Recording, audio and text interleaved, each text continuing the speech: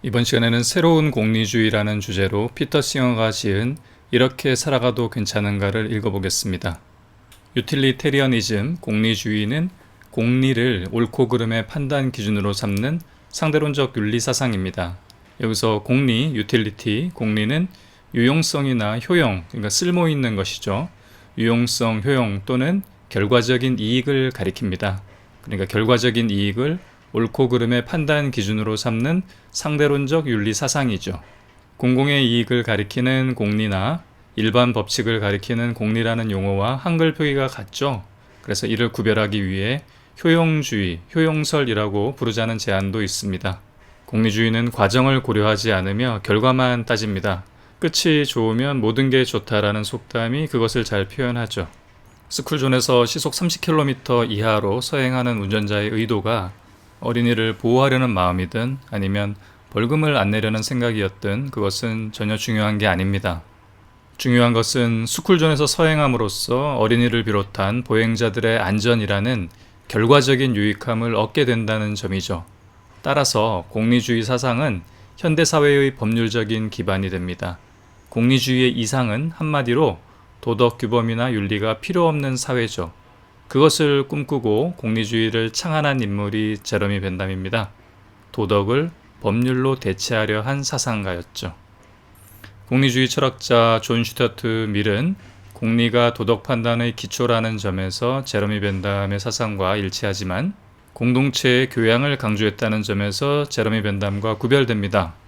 공동체의 교양 수준이 높아지면 구성원들의 사회적인 감정, 즉 상식이 건전해집니다.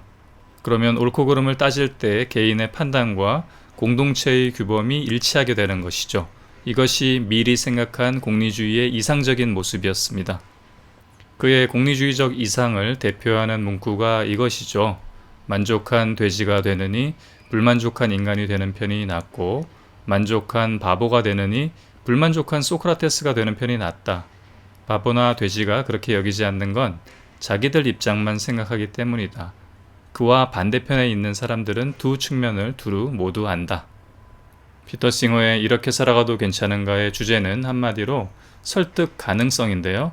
설득 가능성이 높은 것을 선악 판단의 기준으로 삼으라는 것입니다. 공동체의 결과적인 이익을 가져다 줄 것을 판단 기준으로 삼으라는 것이 공리주의의 기본 전제였죠. 이 공리라는 기본 개념을 재규정합니다. 윤리적으로 산다는 것은 더 넓은 관점에서 세상을 바라보고 이에 따라 행동하는 것입니다. 모두가 알고 지내는 소규모 공동체에서 평판을 얻는 가장 좋은 방법은 실제로 정직한 사람이 되는 것, 즉 약속을 중히 여기고 남과 원만한 관계를 유지하는 것입니다. 윤리는 실용적입니다. 실용적이지 않으면 윤리적이지도 않습니다. 우리가 처한 구체적인 상황을 감안하여 윤리를 이해했다면 실제로 삶의 나침반으로 삼을 수 있는 윤리를 찾기 위한 중요한 걸음을 내디딘 것입니다.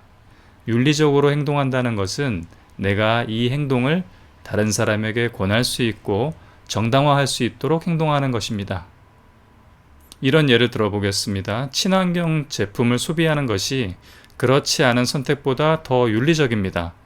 한번 망가진 환경은 되돌리기가 무척 힘들고 그러기 위해서는 엄청난 노력과 비용이 들겠죠. 친환경 제품을 사용하면 당장 약간 불편하고 조금 비싼 것처럼 보여도 전체 공동체의 이익과 또 장래의 미래의 이익까지 따지면 그게 훨씬 더 현명한 선택일 겁니다. 환경을 해치는 값싼 제품보다는 합리적인 가격으로 친환경 제품을 쓰자고 주장하는 것이 설득 가능성이 더 크죠. 저자 피터 싱어가 동물 복지, 동물권을 강조하는 것도 그 반대 경우보다 설득 가능성이 더 커질 수 있기 때문입니다. 처음에 그 가능성은 크지 않았지만 점점 더 커지고 있죠. 우리가 불가피하게 동물을 식용으로 소비해야 한다면, 먹어야 한다면 그 소비량을 지금보다 조금씩 줄여나가고 되도록 덜 해로운 환경에서 동물, 가축을 키우자는 것이죠. 고급 와인을 마시는 대신 그 돈으로 저개발 국가 빈민을 돕는 것이 더 윤리적이다. 그런 말이 아닙니다. 삶의 우선순위를 고민하자는 것이죠. 그렇다면 둘 다 가능합니다. 물론 어떤 사안들에는 커다란 노력과 인내가 요구되기도 하겠죠. 환경을 파괴하지 않거나 잔인하지 않은 방법으로 시험하는 제품도 있습니다. 대안을 찾는 일은 시간이 많이 걸리고 번거롭습니다.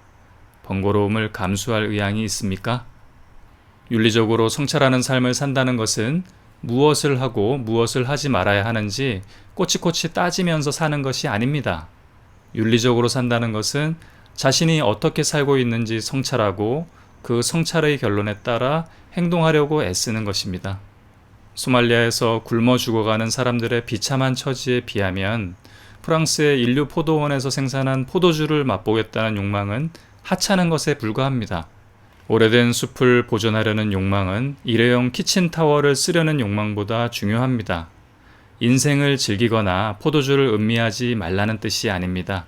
우선순위를 바꾸라는 뜻입니다. 윤리적인 삶을 산다는 것은 이 세상의 온갖 고통에 연민을 느껴 세상을 더 나은 곳으로 바꾸고자 애쓴 위대한 전통에 참여하는 것이니까요. 마칩니다. 고맙습니다.